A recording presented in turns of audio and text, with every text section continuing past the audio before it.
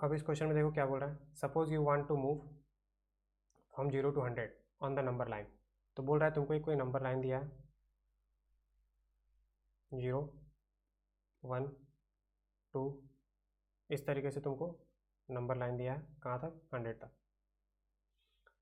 ठीक है, तो हम लोग को 0 से 100 तक मूव करना है इन दिस नंबर लाइन। ठीक है, फिर आगे बोल रहा है in each step you either move right by a unit distance और यू टेक अ शॉर्टकट।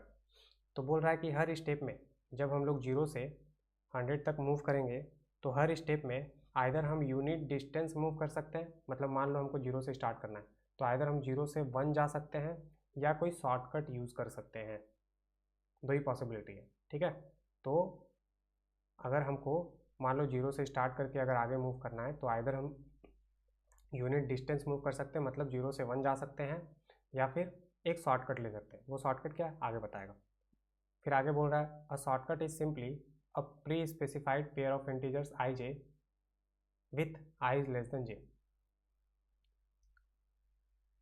ठीक है, फिर आगे बोल रहा है given a shortcut I J if you are at position I on the number line you may directly move to J. हाँ, तो अब पूरा शॉर्टकट का डेफिनेशन पता चल गया। तो शॉर्टकट क्या है, तो शॉर्टकट है कि मान लो तुम किसी पोजीशन आई में है तो अगर तुमको पेयर आई जे दिया हुआ है, ठीक है, और किसी तो अगर तुम पोजीशन आई में है तो तुम डायरेक्टली आई से जे सा तो तुम डायरेक्टली आई से जे जा सकते हो।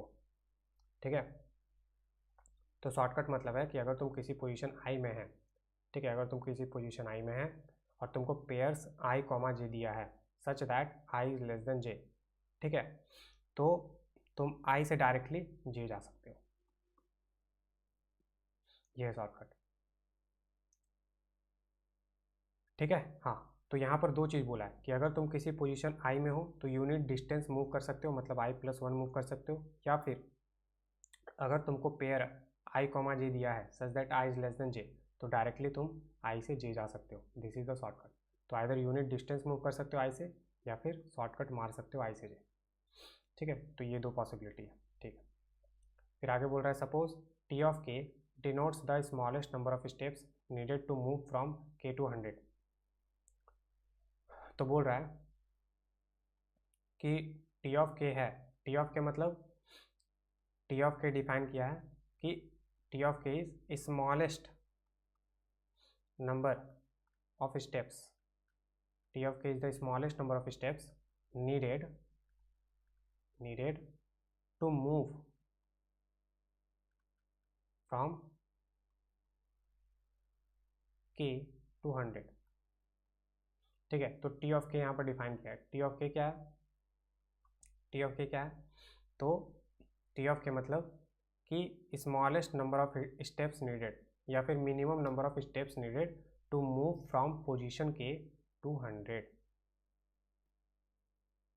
ठीक है, तो अगर तुम किसी पोजीशन के में प्रेजेंट है, किसी पोजीशन के में तुम प्रेजेंट है तो के से 100 मूव करने के लिए जो मिनिमम नंबर ऑफ स्टेप्स का रिक्वायरमेंट होगा वो मिनिमम नंबर ऑफ स्टेप्स ही है तुम्हारा टी ऑफ के। ठीक, फिर आगे बोल रहा है suppose further that there is at most one shortcut involving any number. तो बोल रहा है कि ऐसा मान लो कि किसी भी पोजीशन के लिए अटमोस्ट एक ही शॉर्टकट एग्जिस्ट करता है, किसी भी पोजीशन के लिए अटमोस्ट एक ही शॉर्टकट एग्जिस्ट करता है। अटमोस्ट मतलब एक भी शॉर्टकट नहीं हो सकता या फिर सिर्फ एक शॉर्टकट हो सकता है। तो हर पोजीशन के लिए, हर नंबर या हर पोजीशन के लिए अटमोस्ट एक शॉर्टकट होगा। ठीक है, and in particular from 9 there is a shortcut to 15। और तुमको बोल दिया है कि 9 से, ठीक है, नंबर 9 या पोजीशन 9 से तुम्हारा शॉर्टकट अवेलेबल है, 9 से शॉर्टकट अवेलेबल है कहाँ तक, 15 तक, ये तुमको दिया हुआ। ठीक, फिर बोल रहा है let Y and Z be such that T of 9 equals to this then the value of the product Y Z is. ठीक, तो आई होप चीज़ें समझ में आ गई होगी। अब क्वेश्चन में क्या पूछ रहा है हम वो बता रहे हैं। ठीक है, तो पहले इसको रब कर रहे हैं। देखो, तो लास्ट लाइन क्या बोल रहा है, let Y and Z be such that T of 9 equals to this then the value of the product Y Z is, Y Z क्या है, तो देखो इस इक्वेशन में टी ऑफ 9 के इक्वेशन में तुम यहाँ पर देखो, यहाँ पर टी ऑफ वाई या टी ऑफ जेड है, तो ये इसी के अंदर जो वाई जेड है उसी वाई जेड का प्रोडक्ट पूछ रहा है। तो वाई जेड का अगर हमको प्रोडक्ट चाहिए, मतलब वाई इंटू जेड चाहिए, तो इसके लिए हमको पहले वाई और जेड का वैल्यू चाहिए, राइट। तो वो कहाँ से मिलेगा, इस इक्वेशन से मिलेगा हमको, टी ऑफ वाई से वाई, टी ऑफ जेड से जेड, ठीक है। तो अब देखो इस इक्वेशन में y और z अननोन है, तो मतलब ये इक्वेशन हमको डिराइव करना पड़ेगा। तो इस इक्वेशन को डिराइव करो और उसके बाद उस इक्वेशन को इससे कंपेयर करो, तब जाके तुमको y और z का वैल्यू पता चलेगा, क्योंकि मेरा फाइनल आंसर क्या है, y इंटू जेड, ठीक है। तो y इंटू जेड चाहिए, मतलब y और z का वैल्यू चाहिए। तो y और z का वैल्यू कहाँ से मिलेगा, इस इक्वेशन से। तो इसका मतलब तुम टी ऑफ 9 के लिए, ये इक्वेशन है क्या, ये इक्वेशन है क्या, टी ऑफ 9 का इक्वेशन ही तो है। तो तुम टी ऑफ 9 के लिए इक्वेशन फाइंड आउट करो और उस इक्वेशन को इससे कंपेयर कराओ, तब जाकर तुमको वाई और जेड का वैल्यू पता चलेगा, ठीक। तो चलो करते हैं, बहुत ईजी क्वेश्चन है, लिटरली बहुत ईजी क्वेश्चन, ठीक है। डीपी का तुमको बहुत आइडिया लग चुका है, हम बहुत बता चुके हैं, अब ये क्वेश्चन तुम इजीली सॉल्व कर सकते हो, तो हम कर रहे हैं इसको। तो टी ऑफ के क्या है, ये ध्यान रखना, हमको क्या फाइंड आउट करना है, टी ऑफ 9, ठीक है। हाँ, तुमको टी ऑफ 9 फाइंड आउट करना है, टी ऑफ 9 फाइंड आउट करना है, ठीक है। टी ऑफ 9 फाइंड आउट करना है। अब देखो टी ऑफ के है क्या, क्या डिफाइन किया था, टी ऑफ के है क्या, तो smallest number of steps needed या minimum number of steps needed to move from position K to 100, मतलब पोजीशन के से 100 तक मूव करने के लिए जो मिनिमम नंबर ऑफ स्टेप्स का रिक्वायरमेंट है वही है टी ऑफ के, ठीक है। पोजीशन के से 100 तक मूव करने के लिए जो मिनिमम नंबर ऑफ स्टेप्स का रिक्वायरमेंट है वही है टी ऑफ के, ठीक है। हाँ, तो टी ऑफ 9 क्या होगा, 9 से 100 तक मूव करने के लिए जो मिनिमम नंबर ऑफ स्टेप्स का रिक्वायरमेंट है वही है टी ऑफ 9। जब टी ऑफ के के लिए के से 100 मूव करने के लिए जो मिनिमम नंबर ऑफ स्टेप का रिक्वायरमेंट है वो है टी ऑफ के, तो टी ऑफ 9 का मतलब कि 9 से 100 मूव करने के लिए जो मिनिमम नंबर ऑफ स्टेप्स का रिक्वायरमेंट है वही है टी ऑफ 9, ठीक है। हाँ, तो अब हमको मिनिमम नंबर ऑफ स्टेप्स का इक्वेशन फाइंड आउट करना है फॉर टी ऑफ 9, कैसे करेंगे, तो देखो हमको कहाँ तक पहुँचना है, कहाँ से कहाँ तक पहुँचना है, 9 से 100, ठीक है। यही है टी ऑफ 9 का मतलब, ठीक है। हाँ, 9 से 100 with minimum number of steps पहुँचना है, वो है टी ऑफ 9 का मतलब। हाँ, तो हम यहाँ पर लिख रहे हैं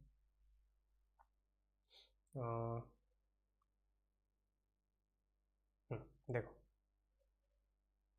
ये सारा रब कर रहे हैं। अब देखो मेरे पास क्या क्या इन्फॉर्मेशन है, पहला इन्फॉर्मेशन कि 9 से 15 तक शॉर्टकट है, ये 9 से एक शॉर्टकट दिया हुआ है।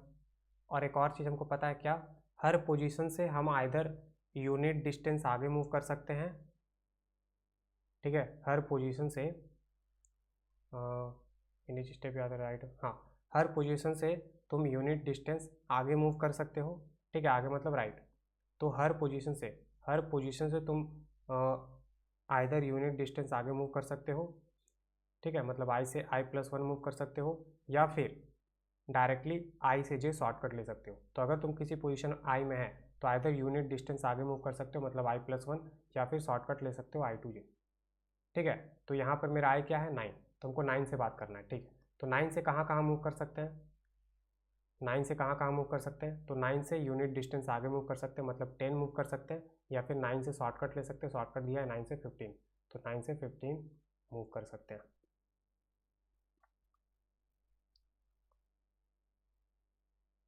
ठीक है। हाँ, तो अब देखो हमको 9 से 100 तक मिनिमम नंबर ऑफ स्टेप्स चाहिए, ठीक है। हाँ, तब कैसे होगा, तो टी ऑफ 9 हमको चाहिए। तो अब देखो हमको पता है कि 9 से हम या तो 10 जा सकते हैं या फिर 9 से 15 जा सकते हैं, ठीक है। हाँ, तो हम लोग क्या करेंगे कि तुम 9 से 10 जाओ या फिर 9 से 15 जाओ, एक स्टेप तो ले रहा है, एक स्टेप तो ले रहा है, ठीक है, क्योंकि टी ऑफ 9 क्या है, टी ऑफ 9 है minimum number of steps needed to move from 9 to 100, तो हमको वो minimum number of steps basically count करना है। तो अब देखो, चाहे तुम 9 से 10 जाओ या 9 से 15 जाओ, एक स्टेप तो है, ये दोनों एक स्टेप है। 9 से 10 जाओ या फिर 9 से 15 जाओ, तो एक स्टेप तो काउंट होगा। तो T of 9 equals to 1 plus. ठीक है, हाँ। अब 1 प्लस मतलब एक स्टेप ले लिए, तो हम अब या तो 10 में होंगे या तो 15 में होंगे। ठीक है, हाँ। तो अब अगर 10 में होंगे तो 10 से 100 तक जो नंबर ऑफ स्टेप होंगे, और अगर हम 15 में, तो 15 से 100 तक जो नंबर ऑफ स्टेप है, उसमें से जो मिनिमम है वही तुम्हारा टी ऑफ 9 होगा। ठीक है, तो देखो, हम बोले कि हम टी ऑफ 9 है, टी ऑफ 9 का मतलब कि हमको 9 से 100, ठीक है, 9 से 100 मूव करना है, और जो भी मिनिमम नंबर ऑफ स्टेप्स है वही है मेरा टी ऑफ 9। ठीक है, तो 9 से 100 अगर मूव करना है तो 9 से या तो 10 मूव करेंगे ही करेंगे, या तो 9 से 15 मूव करेंगे ही करेंगे, क्योंकि 9 से दो ही पॉसिबिलिटी, या तो 10 जा सकते हैं या 15 जा सकते हैं, क्योंकि बोला है कि हर नंबर का एटमोस्ट एक शॉर्टकट है। तो 9 से या तो तुम 10 जा सकते हो या तो 15 जा सकते हो, सिंपल। हाँ, तो अगर तुम 10 जाओ या 15 जाओ, एक स्टेप तो काउंट होगा ही होगा। हाँ, तो 1 प्लस। अब देखो, अब 1 प्लस लेके हम या तो 10 में हैं या तो 15 में हैं। तो अब 10 से 100 तक minimum number of steps count करो, और 15 से 100 तक minimum number of steps count करो, और उन दोनों का जो मिनिमम होगा उसको 1 में ऐड कर दो, वही होगा तुम्हारा टी ऑफ 9 का वैल्यू, सिंपल। ठीक है, हाँ। तो हम बोले कि 9 से तुम आइदर 10 जा सकते हो 15 जा सकते हो, तो इसलिए एक स्टेप काउंट कर दिए। अब मान लो हम आइदर 10 में है या 15 में, तो मान लो जब हम 10 में होंगे, तो 10 से 100 तक minimum number of steps count करो। तो कैसे काउंट करेंगे? Using T of 10। ठीक है, क्योंकि टी ऑफ के का मतलब क्या है? Minimum number of steps from K to 100। तो हमको 10 to 100 minimum number of steps चाहिए, तो कैसे मिलेगा? टी ऑफ 10 से। ठीक है, हाँ। तो ये तब जब हम 9 से 10 जाएंगे, लेकिन जब 9 से 15 जाएंगे तो हम कहाँ पर है? 15 में। तो अब क्या फाइंड आउट करो कि 15 से 100 तक मिनिमम नंबर ऑफ स्टेप्स क्या होंगे। तो 15 से 100 तक मिनिमम नंबर ऑफ स्टेप्स क्या होंगे वो फाइंड आउट करो। तो ये क्या है? ये है टी ऑफ 15। अब ऑब्वियसली दोनों जगह एक साथ तो नहीं जाएंगे। ठीक है, ये दोनों पॉसिबिलिटी है कि आइदर 10 जा सकते हैं या 15 जा सकते हैं। तो तुम टी ऑफ 10 फाइंड आउट कर लो, टी ऑफ 15 फाइंड आउट कर लो, और इन दोनों में से जो मिनिमम है वो 1 में ऐड कर लो, वही तुम्हारा टी ऑफ 9 होगा, सिंपल। ठीक है, तो 1 plus minimum of T of 15 comma T of 10, खत्म, हो गया सॉल्व।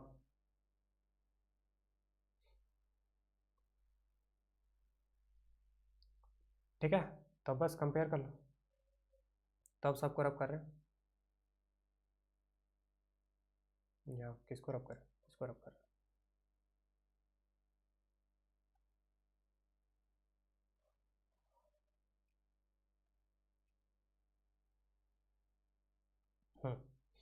तो अब कंपेयर कर लो। तो हमको इस इक्वेशन को इस इक्वेशन को इस इक्वेशन के साथ कंपेयर करना है, और y और z का वैल्यू निकाल लो। तो देखो, ये पूरा सेम है, ये पूरा सेम है। ठीक है, तो अब यहाँ टी ऑफ y और टी ऑफ z, तो ये है टी ऑफ y और टी ऑफ z, तो यहाँ से y और z निकाल लो। तो ये T of y T of z, तो ये है T of y T of z, तो ये है y और ये है z। ठीक है, कोई भी y z हो सकता है, डजेंट मैटर, कोई भी y z हो सकता है। ठीक है, तो टी ऑफ 15 पहले लिखा है, टी ऑफ 10 पहले लिख लो, बाद में टी ऑफ 15 लिख लो, डजेंट मैटर, क्योंकि यहाँ पर y इंटू जेड चाहिए। तो y इंटू जेड लिखो या z इंटू वाई लिखो, कोई फ़र्क थोड़ी पड़ेगा, कोई फ़र्क नहीं पड़ेगा। ठीक है, तो इसलिए यहाँ पर ऑर्डर मैटर नहीं करता है, इसलिए यहाँ पर ऑर्डर स्पेसिफिकली कुछ नहीं बोला है। ठीक है, हाँ। तो फिर से एक बार कंपेयर कर लेते हैं। तो ये पूरा सेम है, देख सकते हो। तो बस यहाँ से T of 5 T of Z चाहिए, तो टी ऑफ 15 टी ऑफ 10 है तुम्हारे पास, तो टी ऑफ वाई और टी ऑफ जेड चाहिए, तो टी ऑफ 15 और टी ऑफ 10 यहाँ अवेलेबल है, तो ये तुम्हारा वाई हो जाएगा और ये हो जाएगा तुम्हारा जेड। तो वाई क्या है? 15, जेड है तुम्हारा 10, और हम बोले तुम वाई जेड किसी को भी मान सकते हो। ठीक है, तुम्हारे यहाँ ऑर्डर मैटर नहीं करेगा। तो तो वाई है 15, जेड है 10, तो वाई इंटू जेड, तो y इंटू जेड चाहिए, तो y है मेरा 15 और z है तुम्हारा 10, y 15 z 10, तो ये हो जाएगा 150, तो 150 इज आंसर। ठीक है। हाँ, अब मान लो ये सेम प्रॉब्लम रहता और तुमसे पूछता कि इसमें कौन सा एल्गोरिथम डिज़ाइन टेक्निक यूज़ हो रहा है, कौन सा एल्गोरिथम डिज़ाइन टेक्निक यूज़ हो रहा है, और फिर से 4 ऑप्शन रहता, ग्रीडी है, डिवाइड एंड कॉन्कर है, डायनेमिक प्रोग्रामिंग है, या ब्रांच एंड बाउंड है, कौन सा है। तो फटाक से इसको दिखा देते हैं। तो इस प्रॉब्लम को हम लोग सॉल्व कैसे किए, रिकर्सिव इक्वेशन लिख के। कैसे लिखें दिखा देते हैं। कहाँ गया, हाँ, तो इस प्रॉब्लम को हम लोग कैसे सॉल्व किए, रिकर्सिव इक्वेशन लिख के। ठीक है, तो मान लो टी ऑफ 9 के लिए ही करते हैं। ठीक है, तो टी ऑफ 9 के लिए हम लोग कैसे लिखे recursive equation, 1 plus mean of T of 10 comma T of 15, ऐसा लिखे, राइट। हाँ, तो इस तरीके से हम लोग रिकर्सिव इक्वेशन लिखे टी के लिए। तो रिकर्सिव इक्वेशन है, हाँ। तो अब देखो यहाँ पर एक प्रॉब्लम को हम लोग सब प्रॉब्लम में ब्रेक किए, 2 सब प्रॉब्लम में ब्रेक किए, और जब इस सब प्रॉब्लम को सॉल्व कर लेंगे तो इनके सॉल्यूशंस को कंबाइन करके हम अपने ओरिजिनल प्रॉब्लम को सॉल्व कर पा रहे हैं। तो डायनेमिक प्रोग्रामिंग का फर्स्ट कंडीशन सेटिस्फाई हो गया। ठीक है, हम अपने ओरिजिनल प्रॉब्लम को छोटे सब प्रॉब्लम में ब्रेक कर पाएँ, और जब ये छोटे सब प्रॉब्लम को सॉल्व कर लेंगे तो इनके सॉल्यूशंस को कंबाइन करके हम ओरिजिनल प्रॉब्लम को सॉल्व कर पा रहे हैं। तो इसका मतलब फर्स्ट कंडीशन सेटिस्फाइड। अब सेकंड कंडीशन क्या है, ओवरलैपिंग सब प्रॉब्लम होनी चाहिए, मतलब multiple sub problem with same input होनी चाहिए। ठीक है, तो यहाँ टी ऑफ 9 के लिए तो हम तुमको किसी और इनपुट के लिए दिखाते हैं। मान लो टी ऑफ 1 का बात करो, तो टी ऑफ 1 का बात करो, मान लो कि 1 से शॉर्टकट है मेरा, मान लो 1 से शॉर्टकट लेके जा सकते हैं 3। ठीक है, तो टी ऑफ 1 के लिए एक्सपांड कर रहे हैं, तो 1 प्लस मीन ऑफ, तो 1 से कहाँ कहाँ जा सकते हैं, 2 जा सकते हैं, यूनिट पोजीशन आगे। ठीक है, तो 1 से 3 शॉर्टकट है, और 1 से कहाँ जा सकते हैं, यूनिट पोजीशन आगे, मतलब 2। तो मीन ऑफ, तो देखो 1 से आइदर 3 जा सकते हैं शॉर्टकट लेके, या 2 जा सकते हैं यूनिट पोजीशन लेके। तो 1 से 2 या 3 जा सकते हैं, तो मतलब टी ऑफ 2 टी ऑफ 3। ठीक है, हाँ। तो अब टी ऑफ 2 को एक्सपांड करो, तो टी ऑफ 2 को एक्सपांड करेंगे तो इस 1 प्लस को लिखने की ज़रूरत नहीं है। ठीक है, क्योंकि 1 प्लस इवैल्यूएशन के लिए यूज़ होता है, तो हमको यहाँ जस्ट देखना है कि multiple sub problem with same input है या नहीं, तो 1 प्लस लिखने की ज़रूरत नहीं है। ठीक है, तो अगली बार से नहीं लिखेंगे। तो टी ऑफ 2 को एक्सपांड कर रहे हैं, तो देखो 2 से हम यूनिट पोजीशन आगे जा सकते हैं 3, और 2 से कहाँ जा सकते हैं, मान लो शॉर्टकट लेके जा रहे हैं 5। ठीक है, हाँ। तो अब टी ऑफ 2 के लिए हम लिख रहे हैं, तो मीन ऑफ 1 प्लस लिखने की ज़रूरत नहीं, क्योंकि हमको सिर्फ चेक करना है सेकंड कंडीशन। तो मीन ऑफ, अब 2 से कहाँ कहाँ जा सकते हैं, तो देखो 2 से 3 और 5 जा सकते हैं, तो टी ऑफ 3 टी ऑफ 5। ठीक है, अब 3 से कहाँ कहाँ जा सकते हैं, तो मान लो 3 से तो यूनिट पोजीशन आगे जा ही सकते हैं, 3 से 4, और मान लो 3 से शॉर्टकट है 5। ठीक है, तो टी ऑफ 3 को एक्सपांड करके लिख सकते हैं, मीन ऑफ, तो देखो 3 से 4 जा सकते हैं और 5 जा सकते हैं, तो टी ऑफ 4 टी ऑफ 5। ठीक है, अब इसको तुम फर्दर एक्सपांड करते जाओ, यहाँ पर तुमको हम दिखा दे रहे हैं multiple sub problem with same input. देखो टी ऑफ 2 नहीं, टी ऑफ 2 नहीं, T of 3 T of 3, multiple sub problem with same input 3, T of 5 T of 5, multiple sub problem with same input 5। तो यहाँ पर जब तुम ट्री ड्रॉ करेगा तो यहाँ भी बहुत सारे multiple sub problem with same input आएंगे। तो दूसरा कंडीशन भी सेटिस्फाई हो गया, तो फर्स्ट कंडीशन भी सेटिस्फाई हो गया, दूसरा भी हो गया, तो मतलब डायनामिक प्रोग्रामिंग इसमें यूज़ कर सकते हैं। इनफैक्ट डायनामिक प्रोग्रामिंग ही यूज़ हो रहा है, तभी दोनों कंडीशन सेटिस्फाई हुआ। ठीक है, तो ऑब्वियसली इस प्रॉब्लम को सॉल्व करने के लिए हम लोग डायनामिक प्रोग्रामिंग का यूज़ कर सकते हैं। तो आई होप समझ में आ गया होगा। अब चलो आगे बढ़ते हैं। अब इस क्वेश्चन में देखो क्या बोल रहा है, the Floyd वार्सल algorithm for all pair shortest path computation is based on. तो बोल रहा है फ्लॉयड वार्सल एल्गोरिथम। ठीक है, जो फ्लॉयड वार्सल एल्गोरिथम है to evaluate all pair shortest path, ये कौन सा एल्गोरिथम डिज़ाइन टेक्निक है। ठीक है, जो फ्लॉयड वार्सल एल्गोरिथम है to evaluate all pair shortest path, ये कौन सा एल्गोरिथम डिज़ाइन टेक्निक है। तो हमको पता है कि Floyd वार्सल algorithm uses dynamic programming technique. ठीक है, तो डायनामिक प्रोग्रामिंग टेक्निक, तो option C is the correct option. तो आई होप समझ में आ गया होगा। तो चलो आगे बढ़ते हैं।